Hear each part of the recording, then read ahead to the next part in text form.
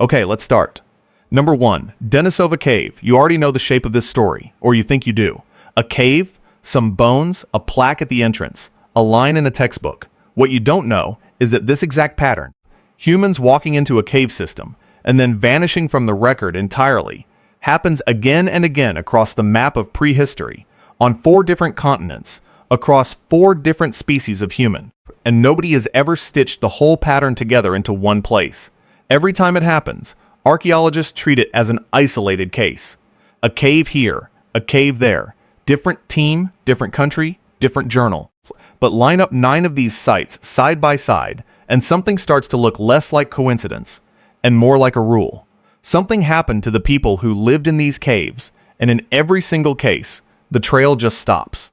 No mass grave big enough to explain it. No layer of ash that tells the whole tale. Just tools, and then no tools. Hearths, and then cold stone. A species, and then silence. Here's the first thing you need to know, and it's the frame for everything on this list. When people talk about human extinction, they usually mean one event, a meteor, an ice age, a single dramatic ending. But the actual record inside these caves is stranger than that, and much quieter. It doesn't look like catastrophe. It looks like people simply stopped coming back, layer after layer of ordinary life, and then, at some specific and often unremarkable point, nothing. No burial, no exodus. No goodbye scratched into the wall. Just an absence so complete that in more than one of these caves, we only found out humans had ever been there at all, because someone dug down far enough to hit the layer where they weren't. That's the frame. 9 caves, 9 vanishings. And by the end, the question that's been sitting under this entire list, why does this keep happening, gets an answer you won't like nearly as much as a meteor. Siberia, deep in the Altai Mountains, there's a cave that shouldn't matter this much. It's not enormous. It's not dramatic. Local shepherds used it for centuries to shelter their flocks, and it's named, almost as an afterthought, after a hermit called Denis, who reportedly lived there in the 18th century. Nobody thought Denisova Cave held anything remarkable. Then, in 2008, a Russian archaeologist pulled a single finger bone fragment out of a sediment layer roughly 40,000 years old, sent it off for DNA analysis, expecting confirmation of yet another Neanderthal, and got back a result that made absolutely no sense. The DNA didn't match Neanderthals. It didn't match modern humans either. It matched nothing anyone had a name for. Scientists had to invent one. They called the new lineage the Denisovans, and they did it based on a bone chip smaller than a fingernail. Here's where it gets strange. That single bone wasn't a fluke. As researchers kept digging, they found more Denisovan remains in that same cave.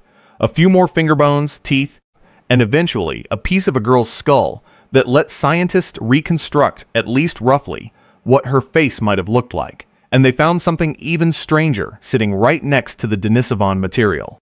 Neanderthal remains in the same cave, in overlapping layers. And then, the detail that broke the story wide open. A bone fragment belonging to a teenage girl whose mother was Neanderthal and whose father was Denisovan. 2 entirely different human lineages, interbreeding, inside this one cave at least 90,000 years ago. So think about what that means. This wasn't a border zone where 2 species occasionally crossed paths by accident. This cave was a crossroads, a meeting point used on and off by Denisovans, by Neanderthals, and eventually by modern humans, stacked on top of each other in layer after layer of sediment going back at least 300,000 years. 3 different kinds of human, sharing the same shelter, at different points, sometimes at the same points, for a span of time longer than our own species, has existed as a distinct group. And then, somewhere around 40,000 years ago, the Denisovan layer simply ends, not with violence, not with any sign of catastrophe. The sediment keeps accumulating, the modern human tools keep showing up in the layers above, and the distinct genetic and skeletal signature of Denisovans just isn't there anymore, not in that cave. Not conclusively anywhere else on the surface record, not for skeletal remains that we can point to with confidence. Here's the part that should unsettle you more than a mass grave would. We know Denisovans didn't just quietly die out as a bloodline, because their DNA is still walking around today, in the genomes of people across Melanesia, in parts of East and Southeast Asia, in indigenous populations across the Pacific, some of them carrying 4 or 5% Denisovan ancestry, more than most Europeans carry of Neanderthal.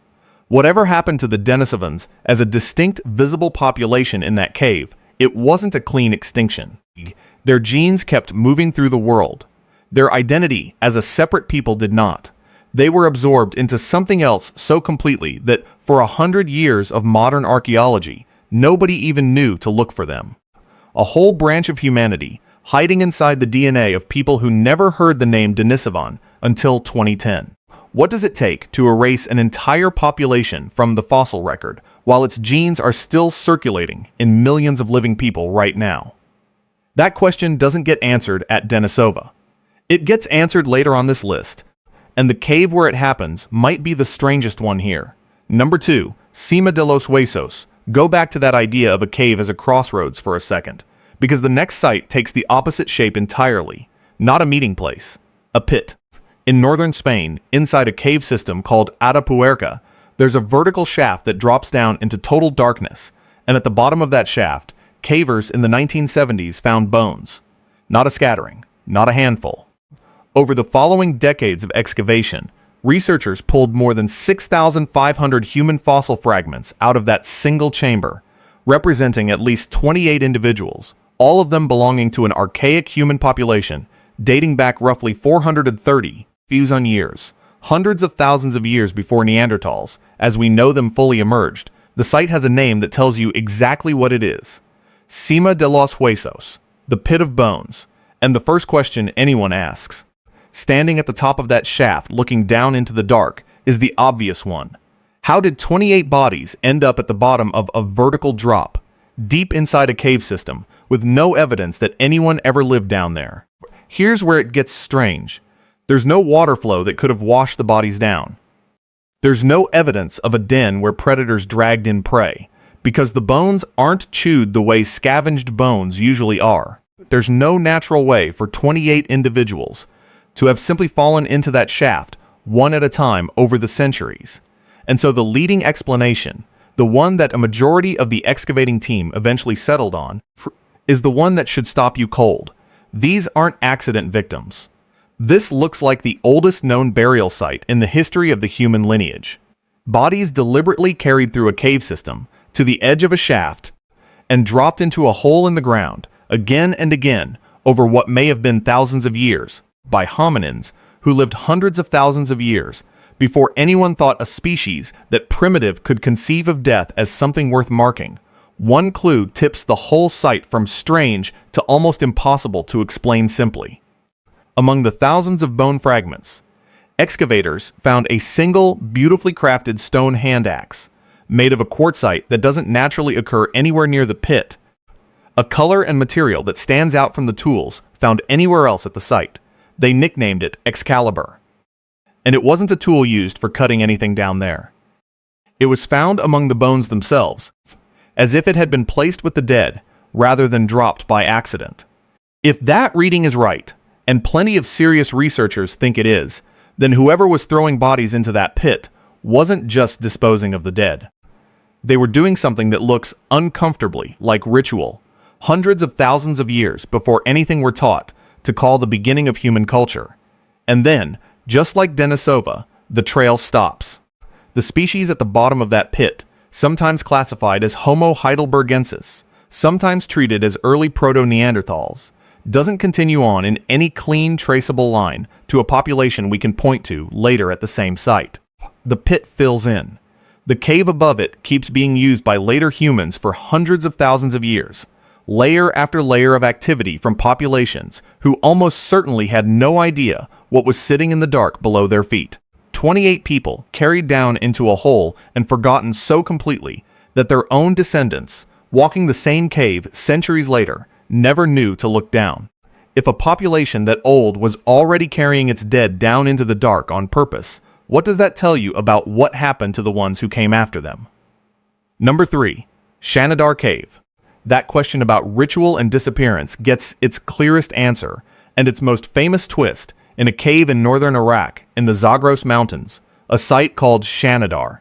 Excavated starting in the 1950s, Shanidar Cave produced the remains of at least 10 Neanderthal individuals, and one of them, a partial skeleton labeled Shanidar 4, became one of the most famous single burials in the entire history of archaeology, for a reason that reshaped how the world thought about Neanderthals overnight. Around the skeleton, soil samples taken at the time contained unusually high concentrations of ancient pollen from multiple species of flowering plants, clustered specifically around the body. The excavator's interpretation, published and repeated in textbook after textbook for 60 years, was that Neanderthals had buried this individual with flowers. The flower burial. It became the single strongest piece of evidence that Neanderthals weren't the mindless brutes popular culture had painted them as. They grieved. They marked death with beauty. They were, in some recognizable sense, us. Here's where it gets strange, because the story didn't stay that clean. Decades later, researchers went back over the original data and raised a serious, still unresolved challenge. Burrowing rodents are extremely active in that region, and some species are known to drag flowering plants underground to build nests, which could explain concentrated pollen clusters without any human hand involved at all. The debate is still live. Some researchers have gone back to the site more recently and argued the flower pollen pattern is too specific, too clustered around the body itself, to be rodent activity, and that the original interpretation deserves to stand.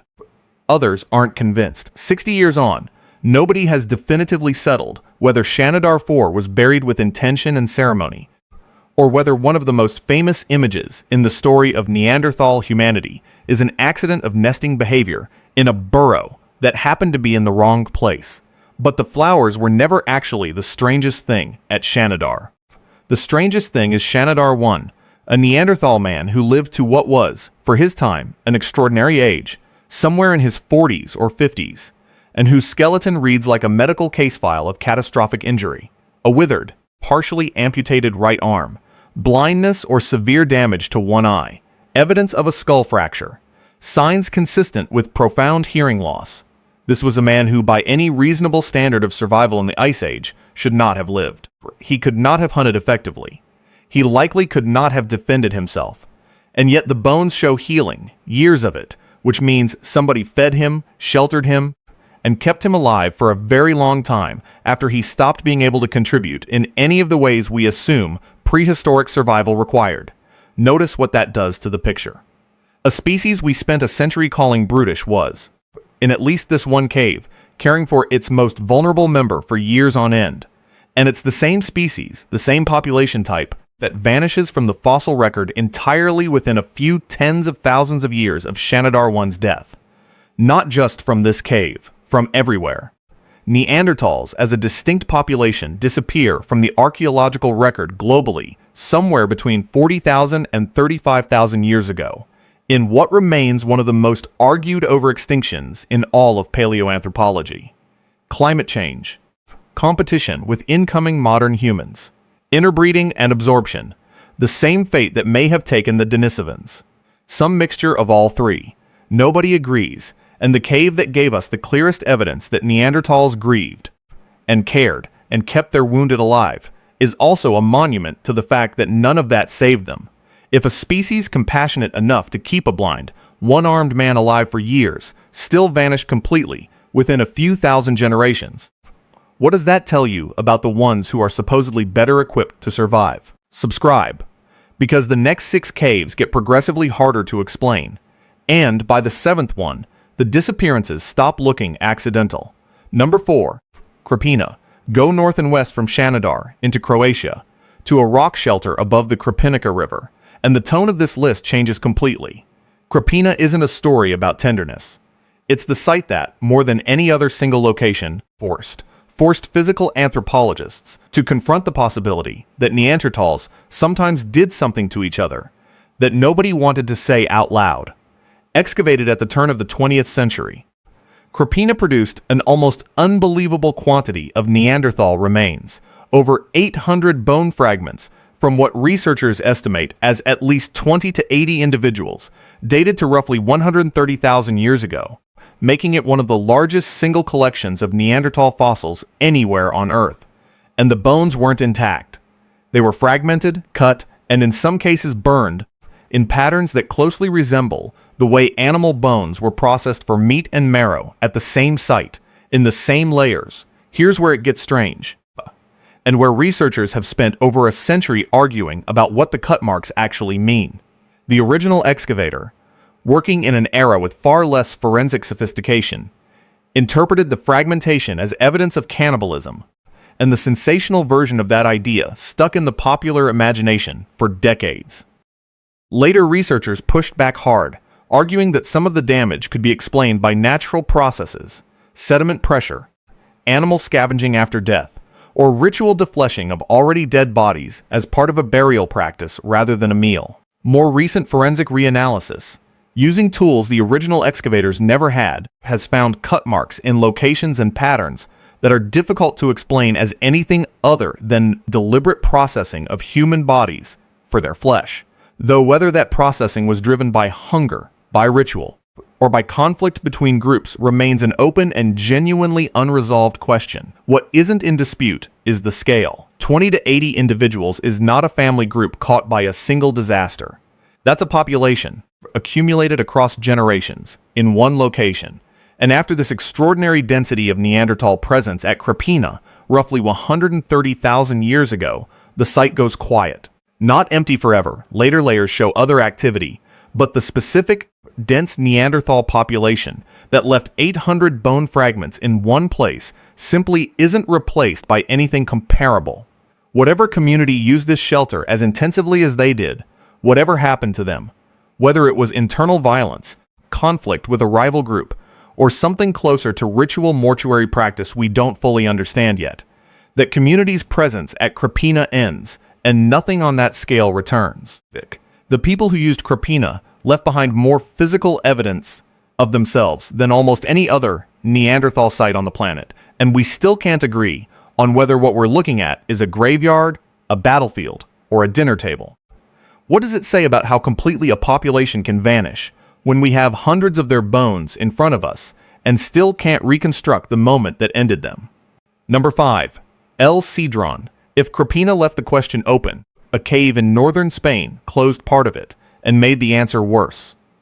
El Sidrón is a cave system in Asturias that produced the remains of at least 13 Neanderthal individuals, dated to roughly 49,000 years ago. And unlike Krapina's more ambiguous, argued over evidence, El Sidrón gave researchers something close to certainty because of how tightly the group was related and how precisely the damage to their bones could be read. Genetic analysis of the 13 individuals revealed something remarkable. This wasn't a random accumulation of bodies from different unrelated groups over centuries. This was a family. Researchers identified a father, his adult son, and other close relatives among the remains, along with several adult women whose mitochondrial DNA suggested they had come into the group from outside. Consistent with patterns of females moving between communities that show up elsewhere in Neanderthal genetics. 3 generations, or close to it, all deposited in the same place, at what appears to be the same time. Here's where it gets strange, and where El Sidrón removes the ambiguity that hangs over Krapina. The bones show cut marks consistent with skinning and defleshing. They show evidence of long bones deliberately broken open, in exactly the pattern you'd use to extract marrow.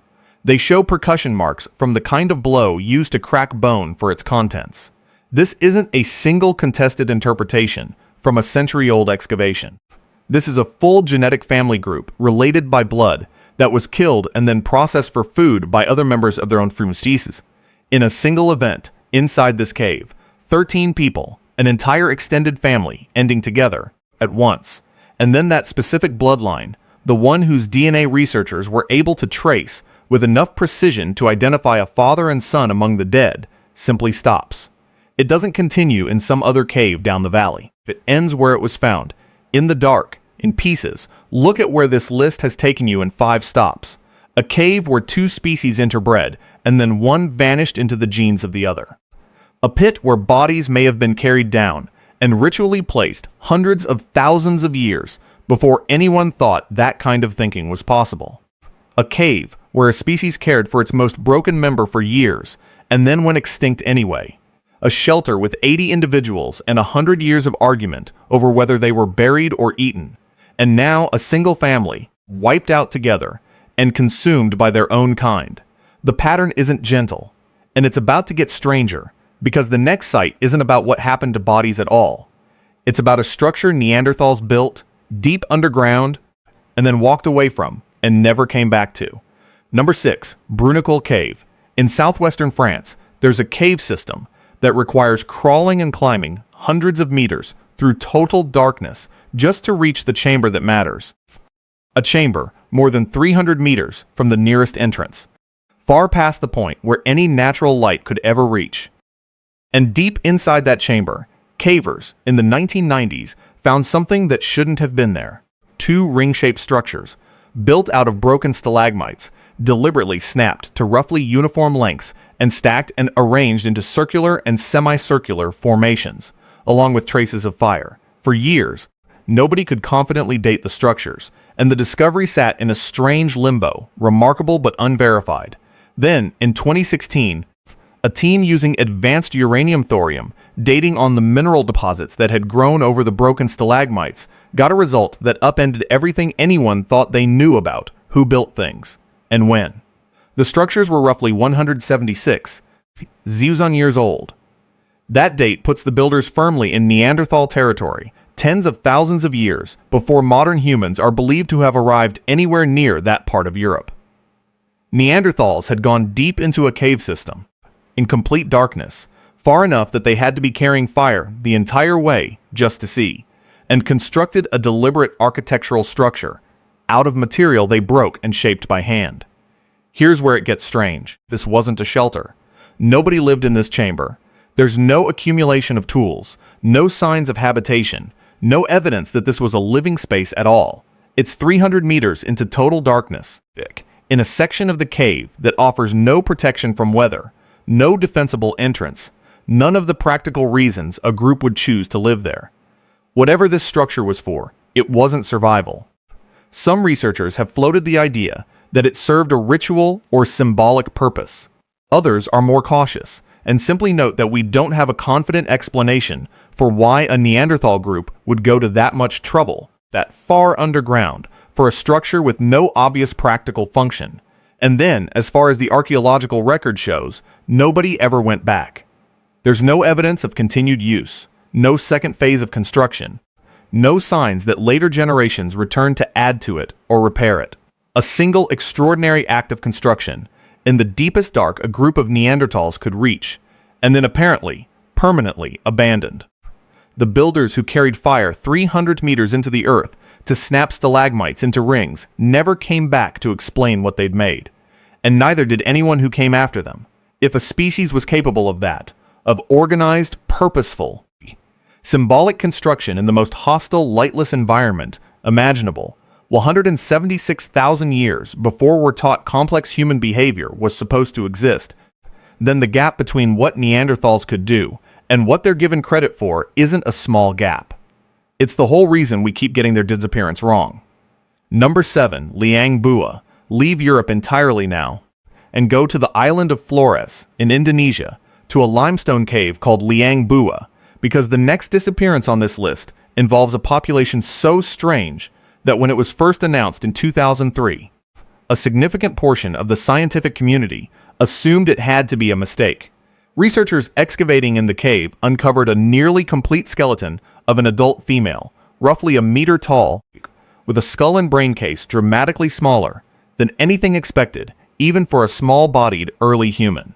The remains were dated to a shockingly recent window, with some layers suggesting this population may have persisted as recently as 50,000 years ago, meaning they would have shared the planet, potentially even the region, with modern humans. The scientific name they were given, Homo floresiensis, never stood a chance against the nickname the world actually used, the hobbits.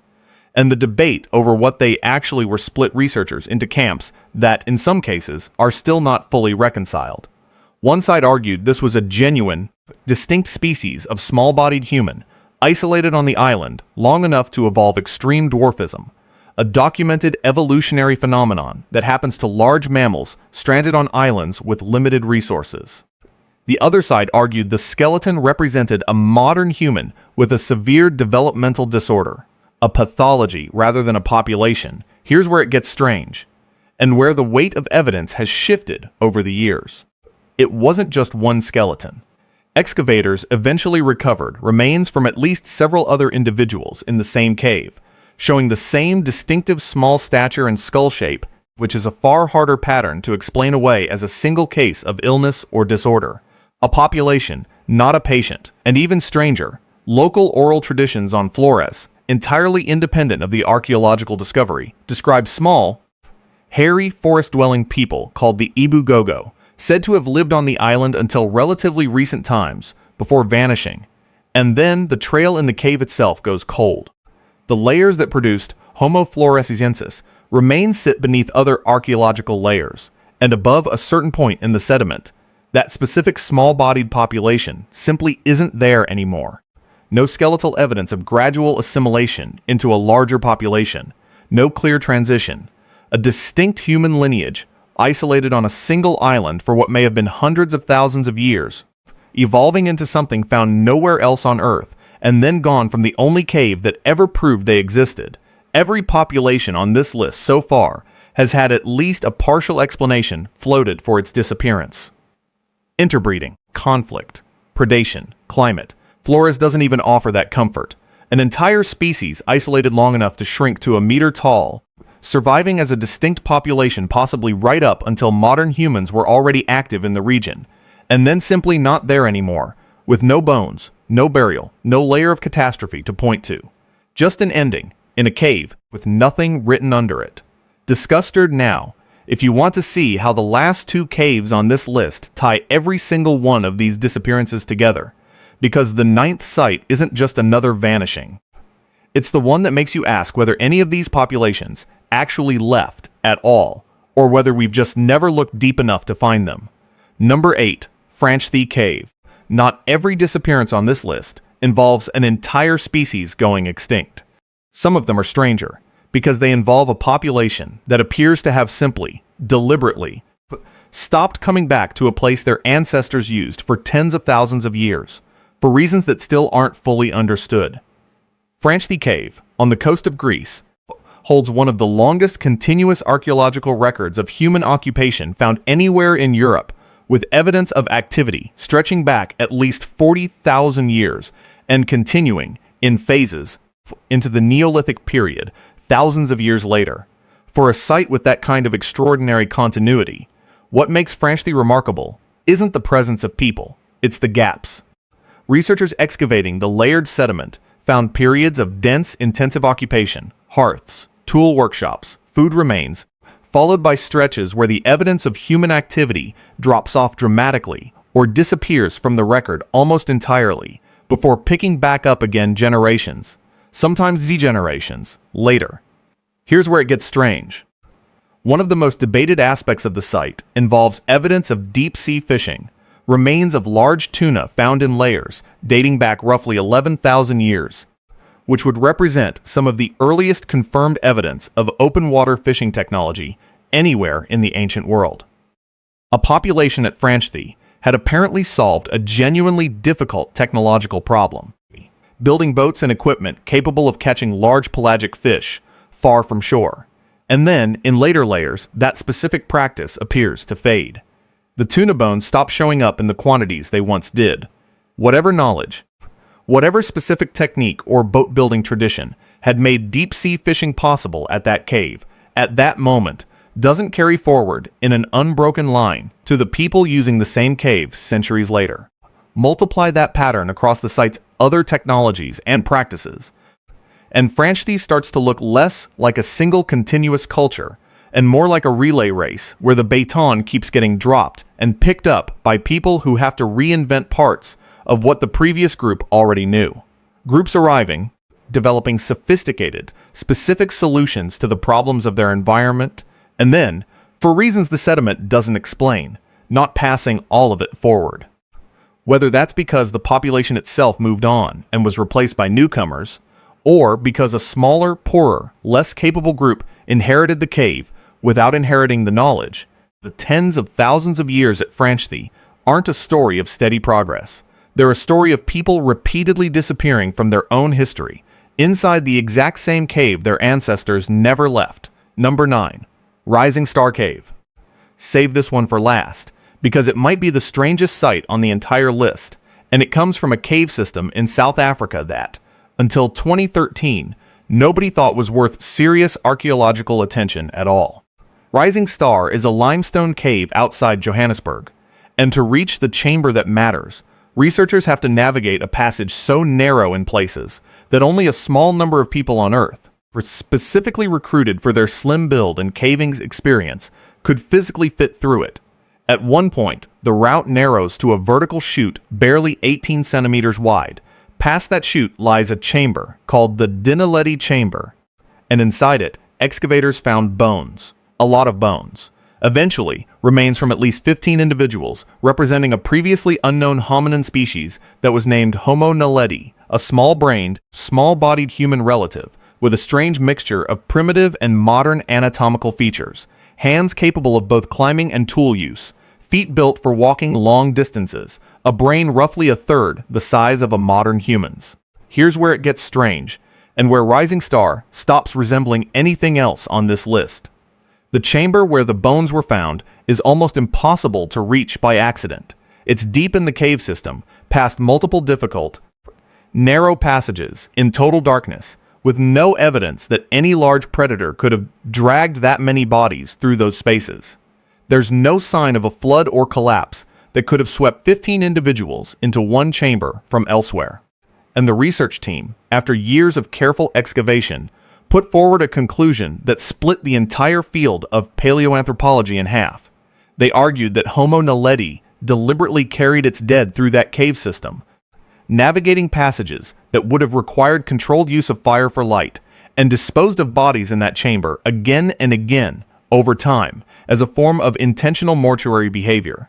If that's correct, it means a hominin with a brain, a third the size of ours, a species many researchers assumed would have been incapable of anything resembling ritual or symbolic thought, was carrying its dead through darkness on purpose, generation after generation, into the one place on the entire landscape specifically chosen for that purpose. Some researchers remain deeply skeptical, arguing the evidence for deliberate placement and intentional behavior isn't yet strong enough to overturn what we assumed a small-brained hominin was capable of. The debate is still active, published and re-argued in real time, which is rare for a discovery this significant. But here's the detail that connects every single cave on this entire list back to the question sitting underneath all of it. Homo naledi's remains have been dated to somewhere between 335 and 236,000 years ago, which means this species, small-brained, human-like, possibly burying its dead in the deepest, darkest chamber it could physically reach, was alive at the same time as, and possibly overlapping in southern Africa with, early members of our own species, Homo sapiens, not a remote ancestor, a contemporary, a different kind of human, walking the same landscape, carrying its dead into the same kind of darkness, Neanderthals crawled 300 meters into at Bruniquel, doing something that looks uncomfortably like what humans at Sima de los Huesos may have been doing hundreds of thousands of years earlier on the opposite side of the world. And then, like every single population on this list, Homo naledi disappears from the fossil record. No clear transition, no skeletal evidence of assimilation into another population. A species that may have been sophisticated enough to ritually bury its own dead in the hardest-to-reach chamber a human body could physically navigate, gone, with nothing written under it except the bones themselves, waiting in the dark for 250,000 years until a caver small enough to fit through an 18-centimeter gap finally found them. So here's the question this entire list has been building toward: 9 caves.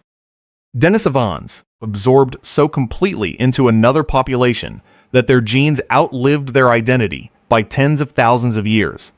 A pit in Spain where bodies may have been ritually placed before ritual was supposed to exist.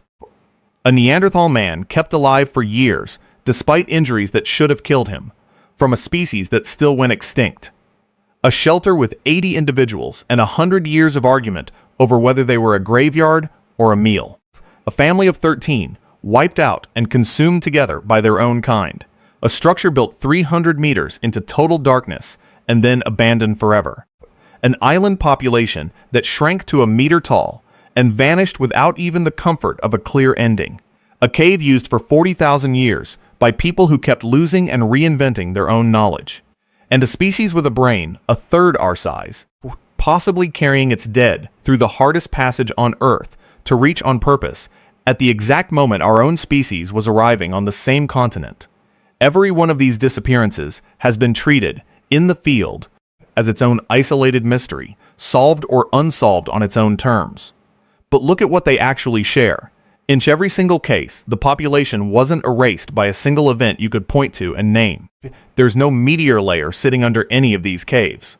What happened instead, over and over, on different continents, across different species, separated by hundreds of thousands of years, is that a population that was demonstrably capable of care, of construction, of possibly ritual and symbolic behavior, simply stopped being distinguishable in the record. Sometimes because they were absorbed into another population, the way the Denisovans were. Sometimes because a specific tradition or technology just wasn't passed down, the way the deep-sea fishing knowledge at Franchthi seems to have faded. Sometimes, as Krapina and Sidrón suggest, because the ending wasn't gentle at all, and that's the pattern this whole list has been circling. Homo sapiens is not the first human species to build something remarkable in the dark and then vanish from the story. We are, so far, just the only one still telling it. Every population on this list thought, in whatever way a species like that can think about the future, that what they built, what they buried, what they carried into the deepest chamber they could reach would matter to whoever came after them. In every single case, it didn't survive as anything more than bones in the dark, found by accident, centuries or millennia later, by people who had to reconstruct an entire identity for them out of fragments. So tell me which of these 9 caves unsettles you the most, and tell me where in the world you're watching from, and subscribe. Because the deeper you go into the actual archaeological record of who came before us, the harder it gets to believe that whatever eventually happens to us will look any different from what happened to them.